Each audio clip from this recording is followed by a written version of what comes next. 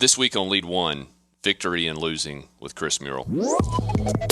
Welcome to the Lead One podcast, where our mission is to lead leaders through leadership. The goal is to get 1% better every day. Let's see what Drew and the guys have to say. Welcome back to Lead One podcast. I've got the crew with us today, Brandon, France, and Sam Buck. What up? So, Sam, this week when you actually presented this topic idea of victory and losing, obviously anyone that's listened knows that you have a athletic background with football, and so I think you were coming up with this topic with maybe a business athlete mindset. Is that right? Absolutely. Okay. I think I've learned so much more in losing than I ever have in winning. Okay. And many times we talk about embracing the storm, right? And a lot of times the storm is the thing that we feel like we didn't just quite meet the mark on. And I think a lot of times we take advantage of those losses instead of taking the lessons from those losses.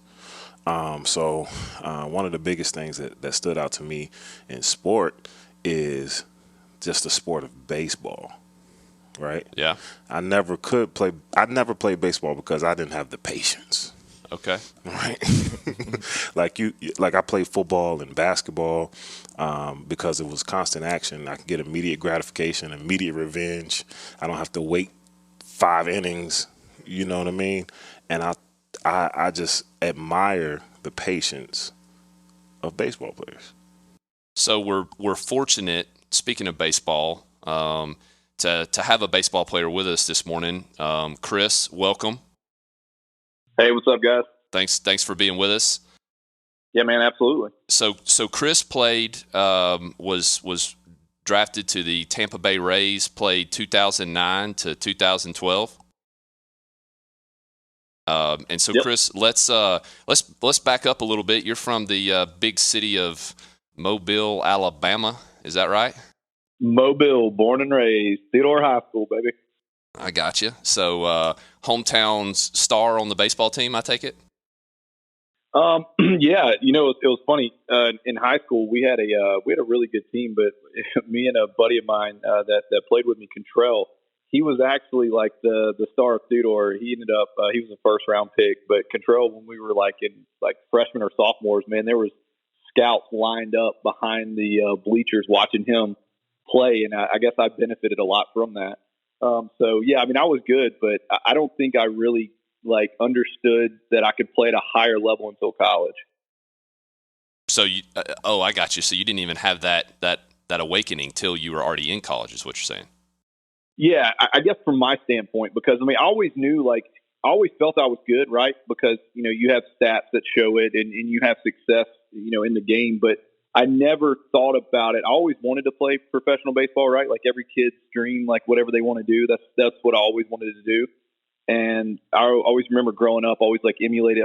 King Griffey Jr. to me is he will always be the best ever. And so I always grew up with that, and I always wanted to be King Griffey Jr. And so going through high school, I was a pitcher, and it's so funny. That was kind of my primary position in high school, and then I didn't pitch a day after. A day, once I got to college, once high school ended, I never threw another ball again off the mound. And so it was so interesting. I mean, like I said, I was good, but I don't think I fully understood how good I could be, put it that way. I got you. So when Sam and I were having this conversation about baseball in general, obviously Sam was coming at it more from a patience aspect. Something that has always baffled me about baseball is, a 300 batting average puts you in the Hall of Fame, which basically means 70% of the time things didn't go your way. Tell me, does a baseball player have to have a different mindset versus another type of athlete, in your opinion?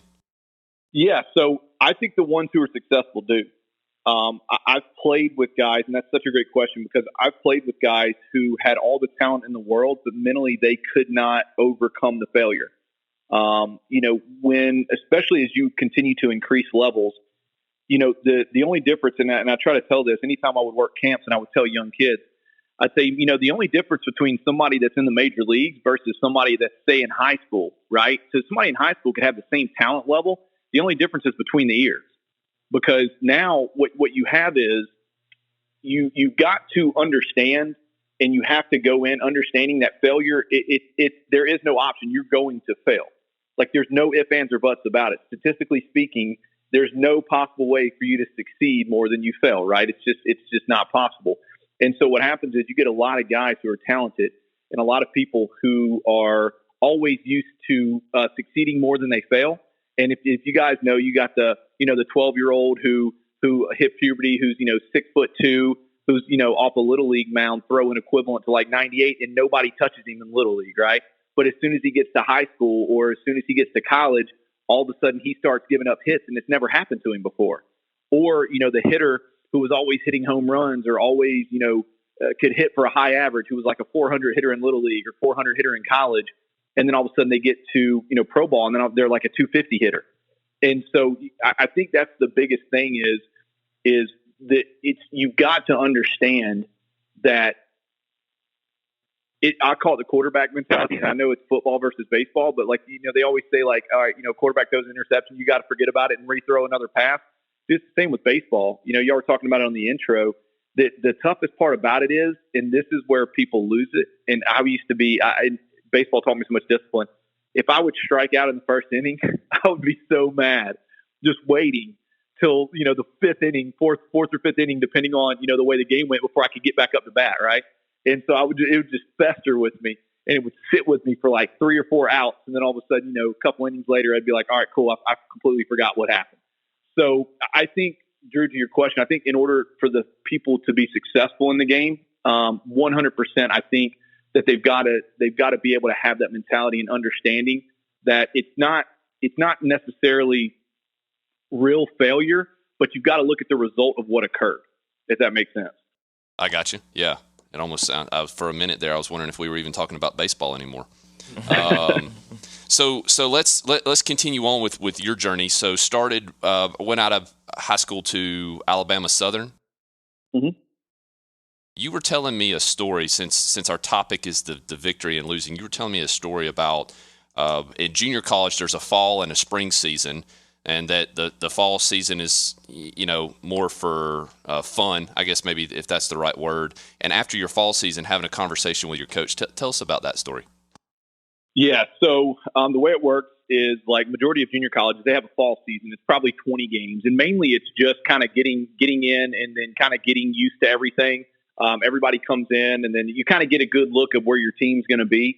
And so the games mean nothing other than, you just get to play another team and, kind of work on some stuff. So I was coming in for my high school, going into my freshman year. It's your freshman year of college. So, you're dealing with a lot of things. It was my first time staying away from home. It was my first time, having to really be reliant upon myself, so to speak. And I was struggling with baseball, something I've never really done before.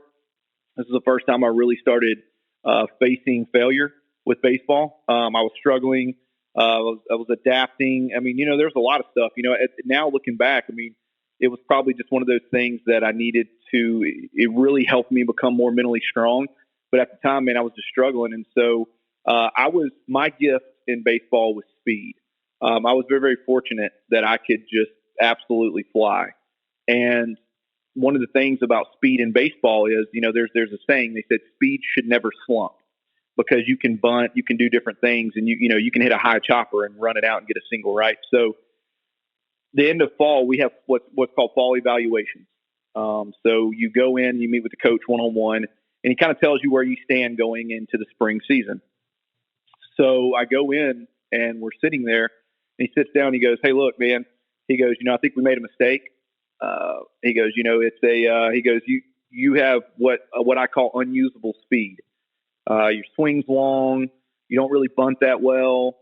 Like, you're really fast, but it doesn't really do anything. Yeah, you can play a little defense. That doesn't, So I'm thinking maybe it might not be the best idea for you to come back in the spring. If you want to come back, you can finish it out or whatever. But man, I just don't really see a spot for you here on the team. And so when he told me that, there was one of two things that could have occurred. And the one that did occur was some expletives that I threw at him, and then told him, I'll see you in the spring. And so I left there, and then I went home. It's like a 24 day break over Christmas, and in between semesters. And I went home, and that's all I did for 4 straight weeks, dude. I was like, my need to prove him wrong superseded anything else I was thinking.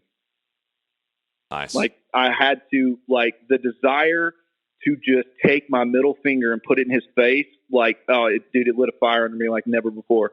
So tell us about that spring season, and then I think even maybe more importantly, your sophomore year. Yeah. So I came back in the spring, and ended up starting first game. Ended up with a great first year. First year as a JUCO All-American. Went over 400. I think I batted, I don't know, maybe like 408, 410, something like that. And then I came back sophomore year and had an incredible sophomore year. JUCO All-American, set me up. Had a good run when it came to the season. I mean, I had probably statistically my best season overall. I mean, I probably hit around 380, 390.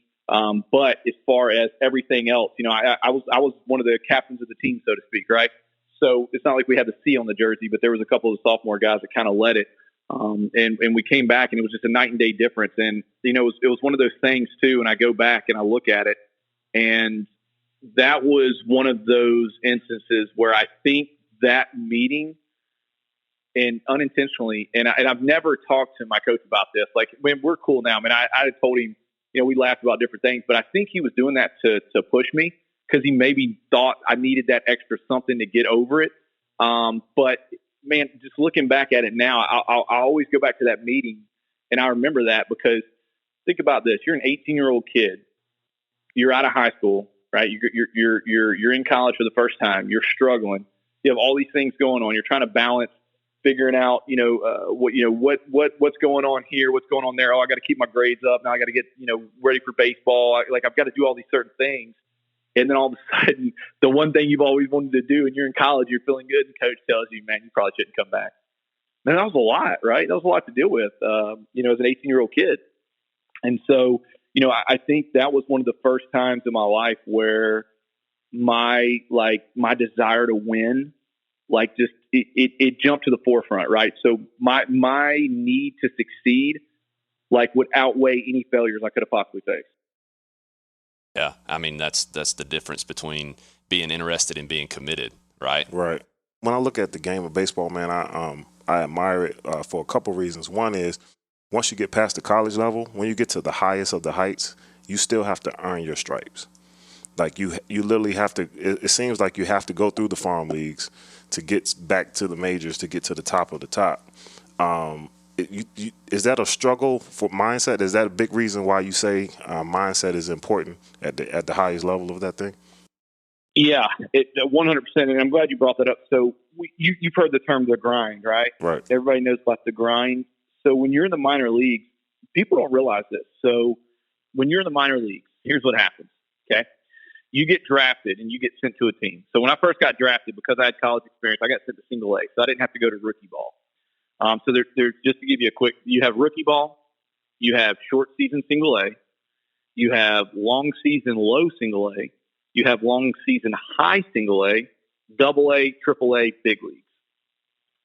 So you have multitude of levels, but here's the deal. When you're in the minors, like when I first got signed, you're in the minor league. So you're going and you're working 7 months out of the year, give or take. So your season's going to start spring training in March, maybe April, and you're done in September. Making phenomenal money, right?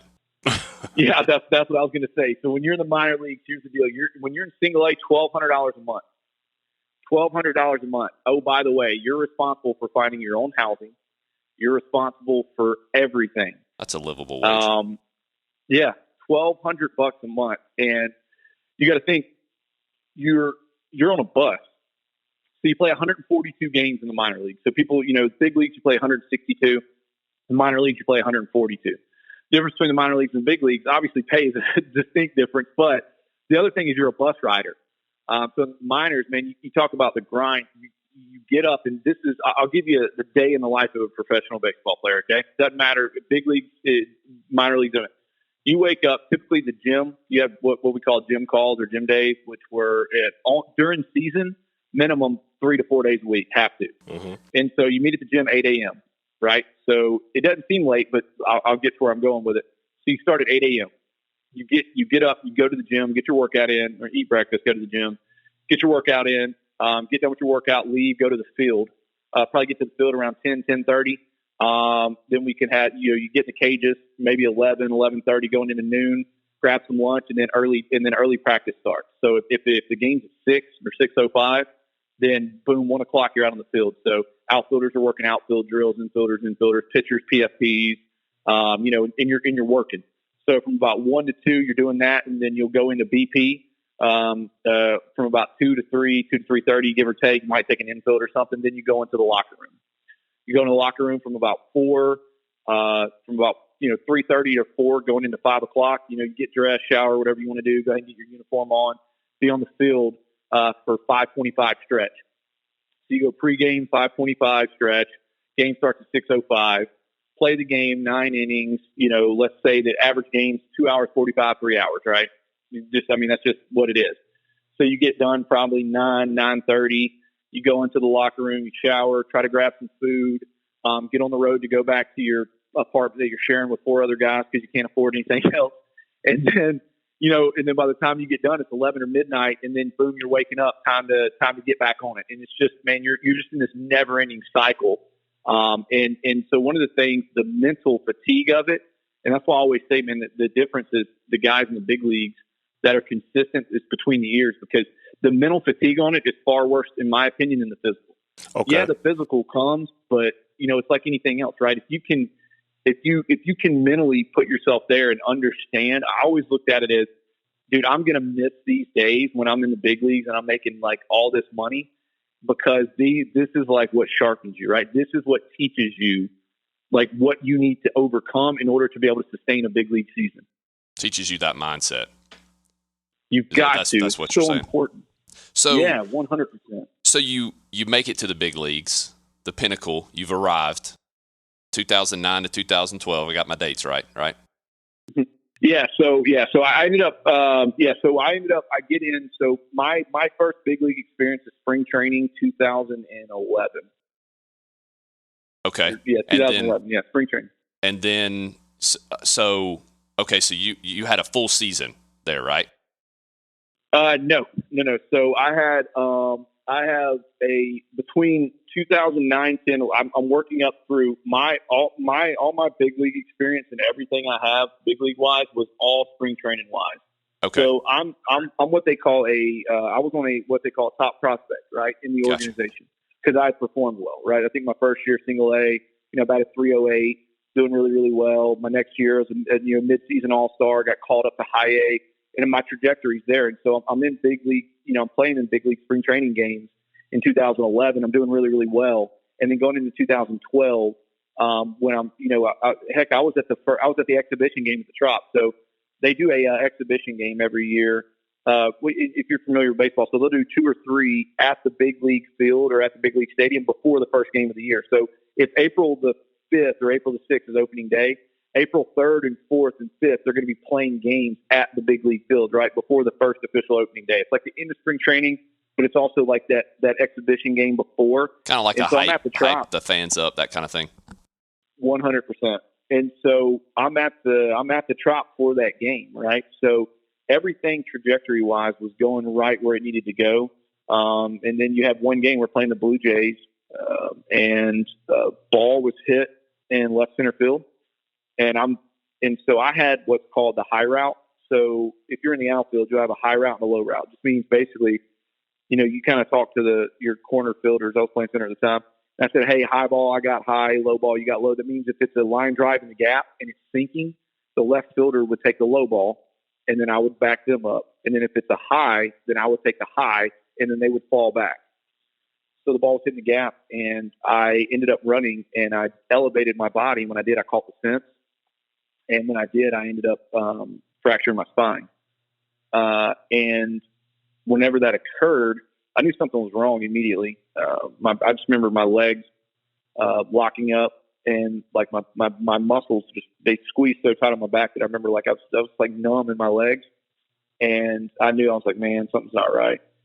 And so it was like that immediate like boom. So you go from the highest of highs to the lowest of lows, and within 15 seconds, and understanding that like something's different here. And I remember I was like, man, something's got to be up. But if you've ever experienced any kind of back pain or anything like that, I couldn't stand up straight. That was the worst part about it. And so whenever it happened, I was just like, man, what's happening? What's going on? What's here?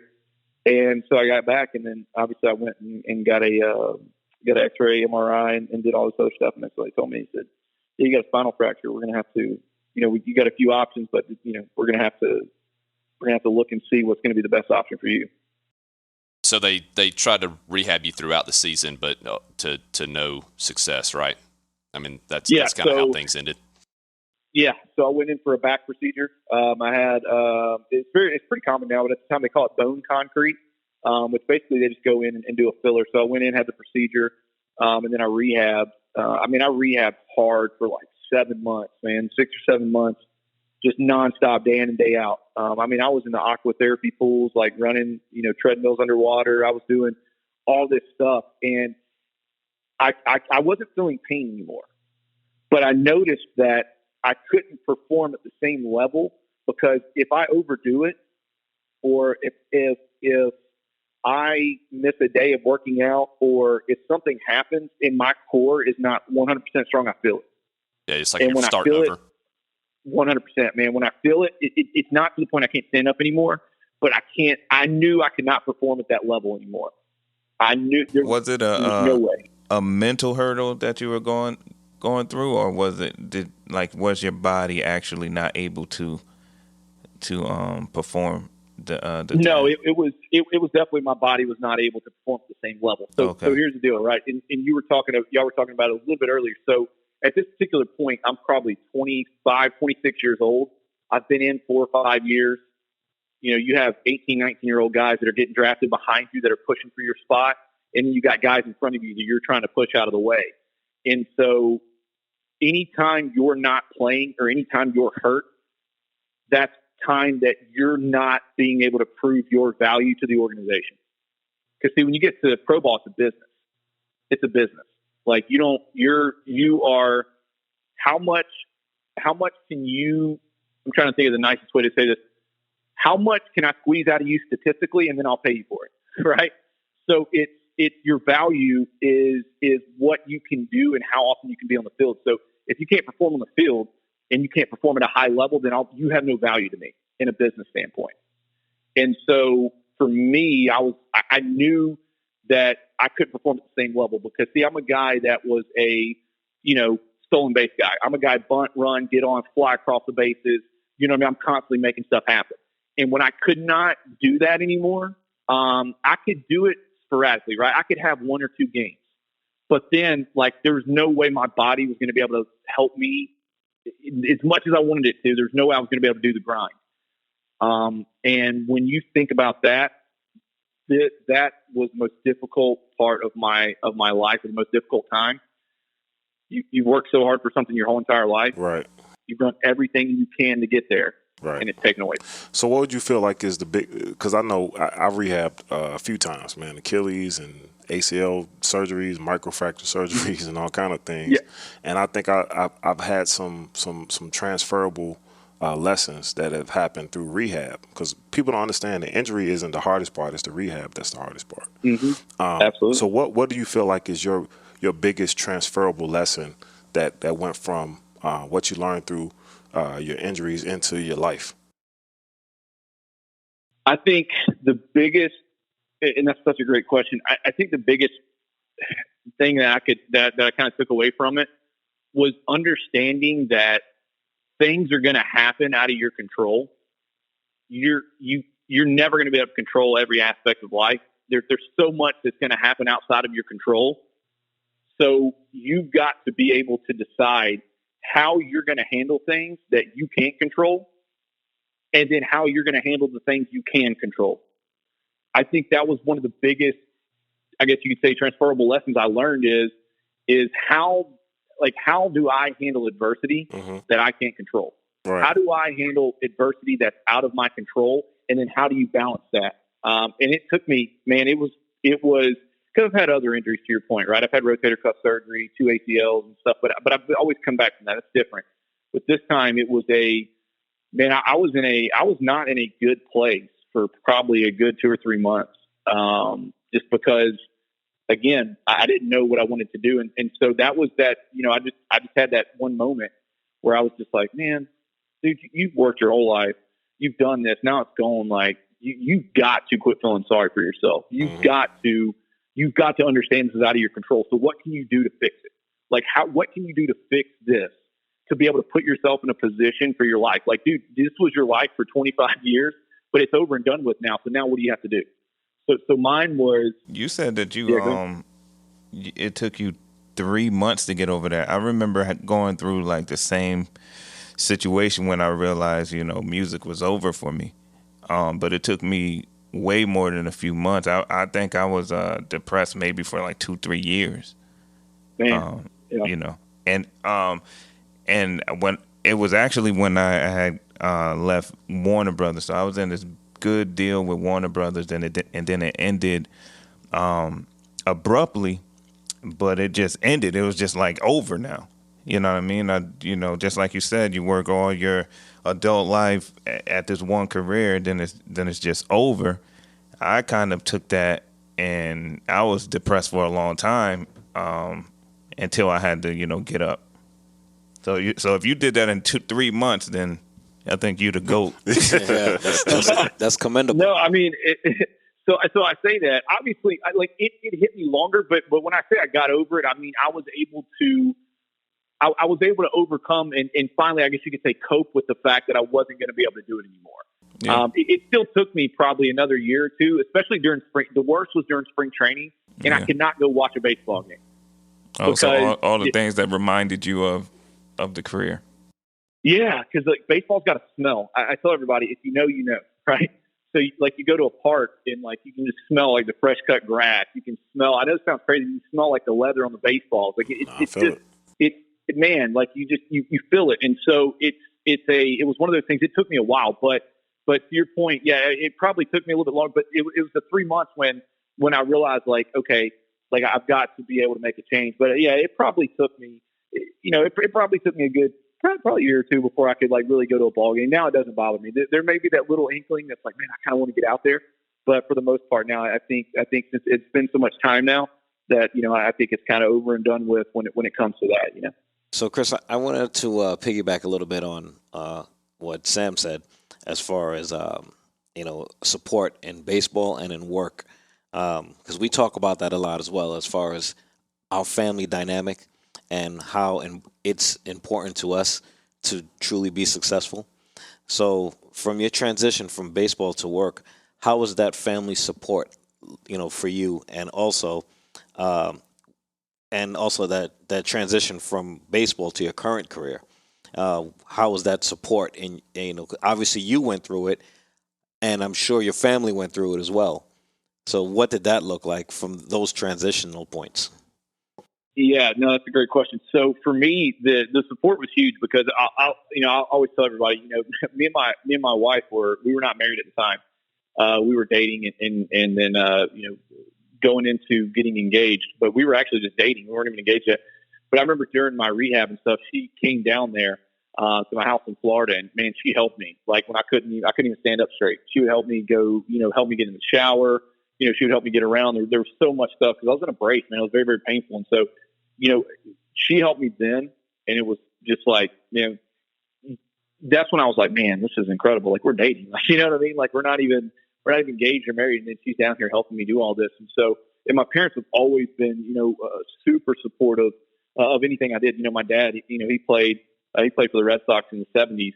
And so for him, I tell everybody this story, and I was like, my dad he always pushed me, but pushed me the right way. And I'll never forget my first year at T-ball. I didn't want to play baseball anymore after that.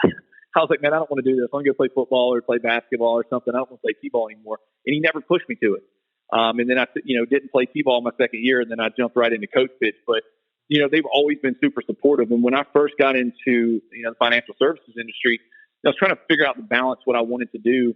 And I came aboard, and I'll never forget this. My parents, I told them, I said, hey, I said, guys, I don't really have any suits. And I was like, I don't really have any suits. Obviously, you have like one or two, right?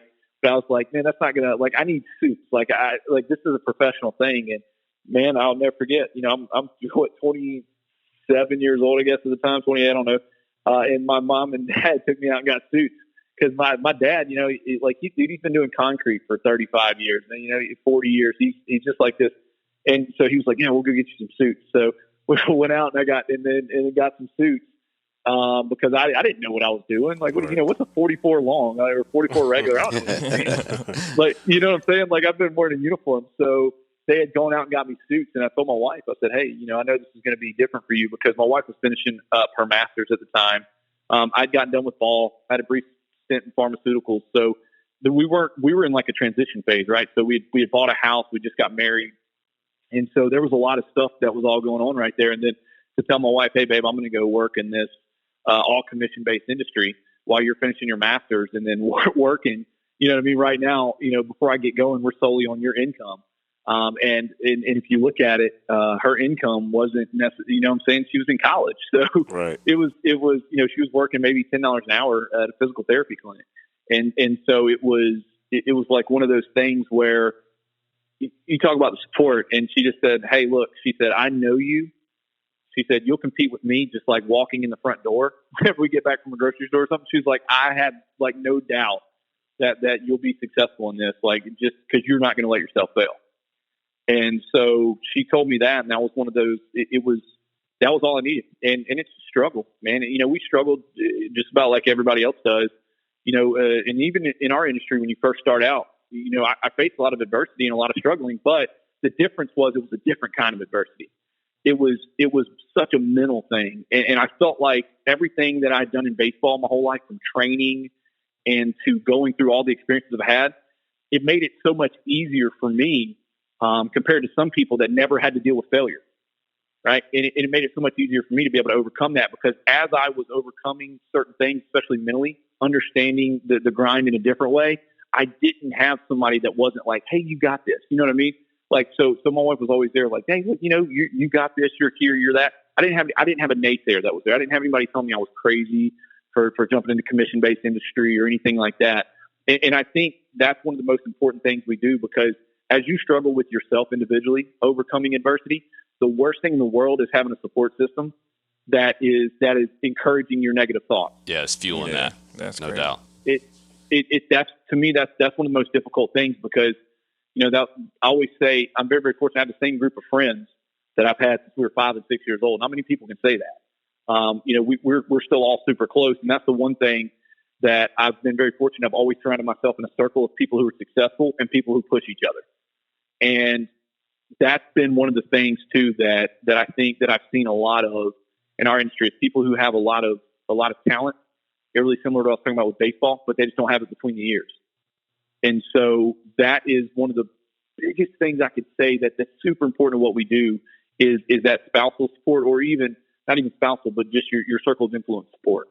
Because I always ask everybody, if somebody's not supporting you, somebody's not pushing you, there's got to be an underlying factor there, especially if they care about you. Well, they're having a level of influence in your life. It's just whether or not it's supportive or in the opposite direction. Correct. So, Chris, I made a connection. I wanted to kind of keep this hidden till towards the end of the episode, but obviously you are a part of our organization, Globe Life Liberty National Division. Joined the company 2014. Have held many roles since then. Obviously, have worked your way up to national director of recruiting for the entire company or the entire division. And so, but and knowing some of the backstory of realizing you started at Nickel State almost with them putting a program on your back, and I happen to know that the agency that you joined in Louisiana in 2014 was a startup, And, Sam, you made this point earlier about baseball maybe is a lot about where you're at. And so there again, you're put in a situation where that office, that agency could have potentially risen or fallen on your accord. What advice do you have for someone who's put in that situation, whether it be from an athletic standpoint, like at Nickel State, or in a professional and business sense? What opportunities exist there for someone? How would you advise that they take advantage of that? So my biggest advice for a situation like that, right? So if you're put in a situation where you are, I always call it, if you're set up for success, right? Because there you can face it one or two ways, right? You're set up for success, and you can look at it as either applied pressure or you could, because people, they say, oh, you're in pressure situations, or there's certain situations, but I always define pressure as, how much, what's the application of the pressure? Where is it coming from? How's it coming? And so my biggest piece of advice is if you want to be in a spotlight, or if you want to be in the forefront, or if you want to be successful, or, whatever you look at from a driving factor, then you've got to be able to make the most of your opportunity in order to set yourself up for that. So, I love that, the Rock has a quote, because I love Dwayne Johnson. He says, when opportunity knocks, right, don't answer the door, kick it in, smile, and introduce yourself.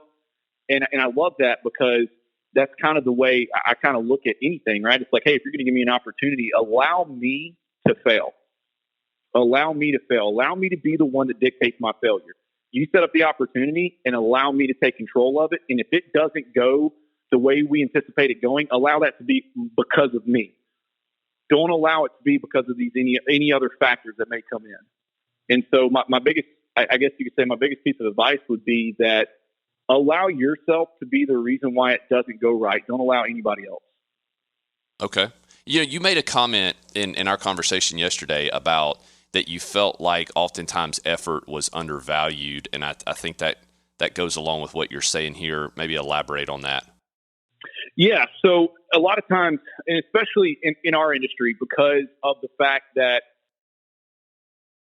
it doesn't matter. We have dual markets, so it really doesn't matter what market it pertains to. But I feel like a lot of times, you have to look at someone's effort versus the return, and then what is the value of that effort. So meaning, if somebody is putting in the work, but the return is not there, it's got to be recognized as, hey, this person is willing to do whatever it takes to make it work. I've got to be able to figure out how to help this person get to that next level. And I feel like a lot of times what we do is we look at the hot hand, and especially in our industry, which is easy to do in sales, and we overlook the person who's putting in the effort and who's putting in the amount of time necessary to see success. They just haven't seen it yet.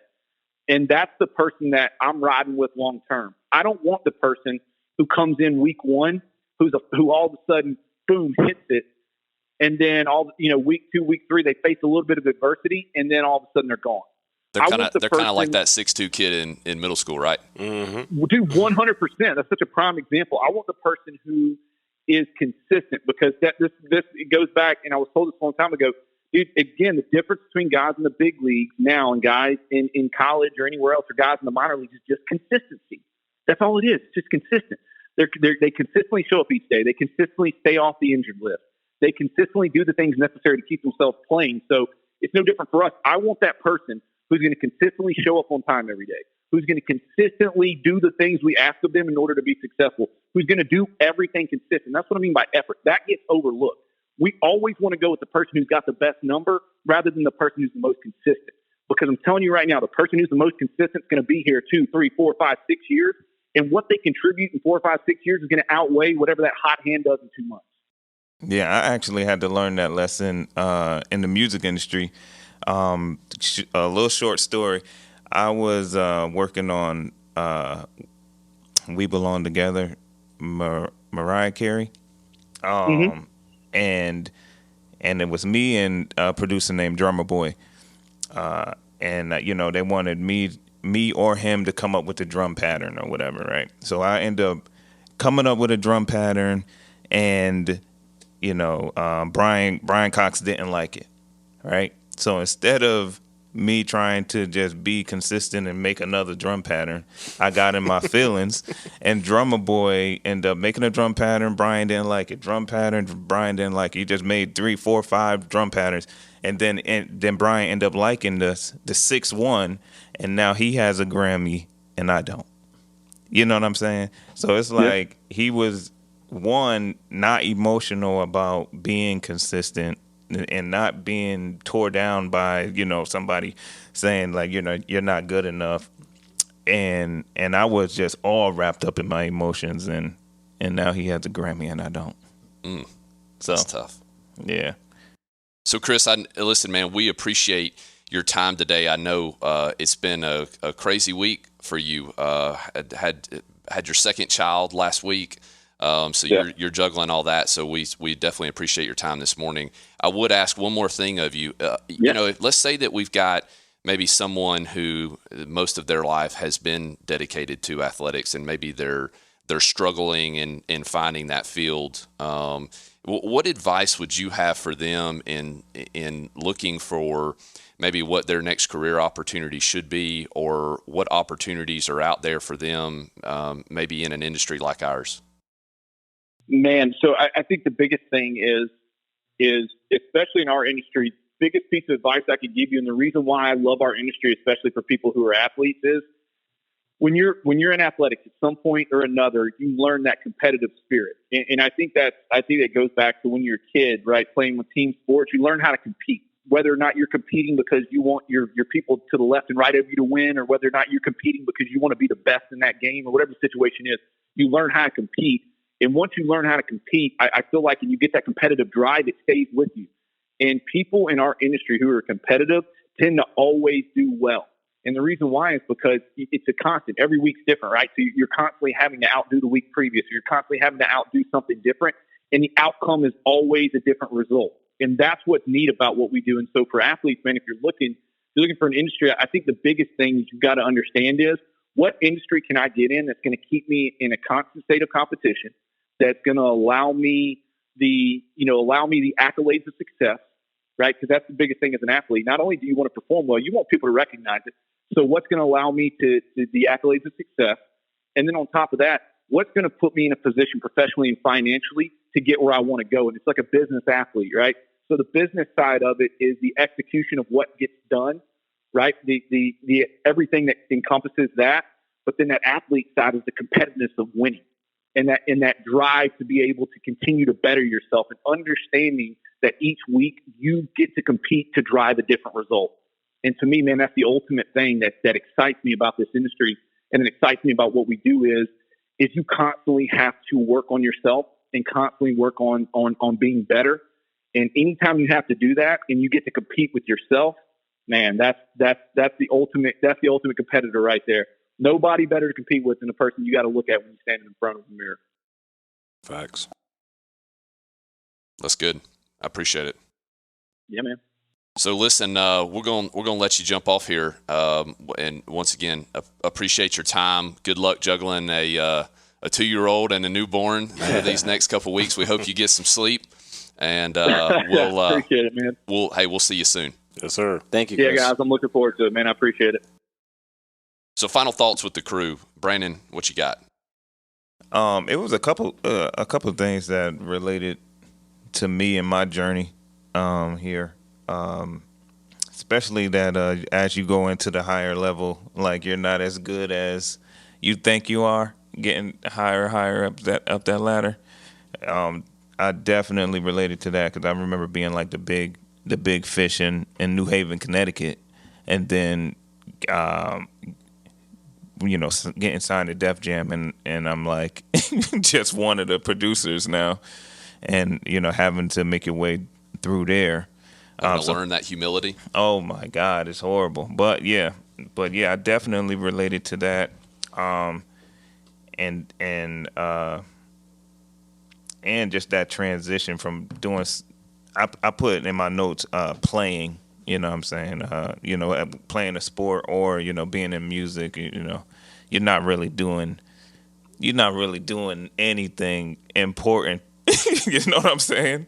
To something that is as important as what we do now. You know what I mean? That transition for me took a little while because, you know, you have your ego in your way for most part of that transition, and you're like, you know, I could be doing this, I could be doing that.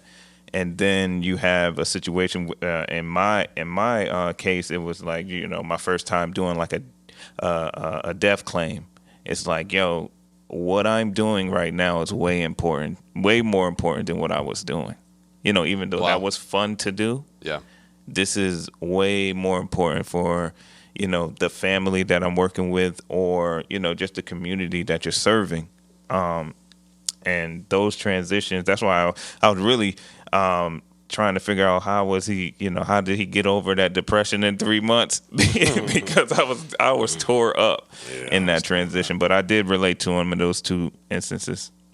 I can relate to you a little bit, Brandon, because I think about not necessarily, well, I guess you could say it's a job, previous career, you know, coming out of school and, you know, going on Wall Street and being successful earlier on in life.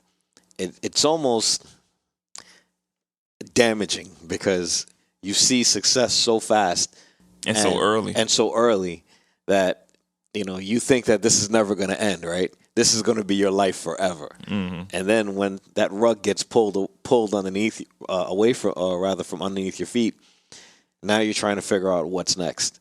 And I tell people all the time, that for me is what is a midlife crisis. It's not, you know, you hit a certain age and, you know, you buy a convertible and, you know, you're dating 20-year-olds. That's not it. It's when you are fortunate and blessed to do what you love for an extended period of time, and that gets pulled from you. Yeah. How do you pivot? How do you bounce back? How do you find your way? And that, to me, is a lesson that and humility, and it's a lesson that a lot of people haven't learned yet. Yeah. And you know, and listening to him with his transition from baseball to our sector, the financial sector, and the humility of, you know, not knowing his suit size. You know, you go from making a couple $1 million and now you're like, Dad, please help me buy this suit. That's humbling. Yeah. That's a big slice of humble pie. Oh, it's me. It's two things, man. It's about seizing the opportunity, one, and also about the patience of knowing that rejection is just really redirection. So a lot of times and I guess in the sport of baseball, I guess that's how we started this. We all know that, you know, everything doesn't work in your favor, right? So for me, that hits home because my whole life, all I wanted to do was be a part of the music community. That's it, right? But I only got involved in music because I got hurt playing sports. You feel what I'm saying? So I feel like every single part of my life has been because of some sort of failure that redirected me. You feel what I'm saying? So, so when I was 15 years old, I tore my ACL for the first time, and I was sitting at home with a piano. So that's how I got into music for real. I was always around it. I was a part of it, but I really got into it then. Got into music, did my thing, moved to Atlanta, started a company with a friend of mine, and it failed miserably. Like, had every resource that people would dream of, but it failed, which redirected me into where we are now. And now I think every part of those things could have either crumbled me, made me feel some kind of way about everything, but it really redirected me into where I feel like my purpose really is. And so all those experiences compiled together in the losses and taught me lessons. Losses taught me lessons. That's a fact of where I need to be. And I'm able now to balance a little bit of all of it, but still focus on the thing that I'm helping other people right now. And that's, I think, a bigger part of my purpose. And I think sometimes we spend so much time on one area trying to recreate or revive something that, you know, I'm a different kind of guy, that God or the universe, whatever you believe, has closed the door on so that you can get to somewhere else. And I think that's the biggest part about victories and losses, is the ability to keep moving forward. and not looking behind you. And if you continue to look forward, there's no way, you got to keep progressing. You know, when I come to work every day, I'm in traffic, a lot of traffic. There's a 45-minute to an hour drive with traffic. Now, you got a couple options. You can have a bad attitude about it, and then your morning is jacked up. Or you can keep your attitude in a good place and use that time to better yourself. Like we talk about listening to certain things. Like, this might be my time to feed my spirit, right? So it's about approach. Now, and when I'm traveling, I get the opportunity to merge, right?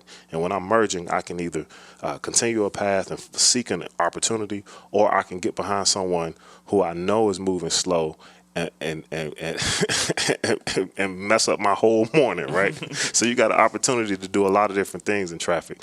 Like, I think everyday experiences kind of show us life journeys as well. So I'm just trying to learn from those lessons and those losses and keep moving in the traffic of life. And I think overcoming them and understanding that failures are a part of life and a part of the journey was the biggest thing. I think you mentioned something, Sam. If you're a person of faith, you understand that God's never going to present you with any losses or adversity that you can't handle, and so recognizing that there's a reason for that, right? And then ultimately turning that into opportunity. Right.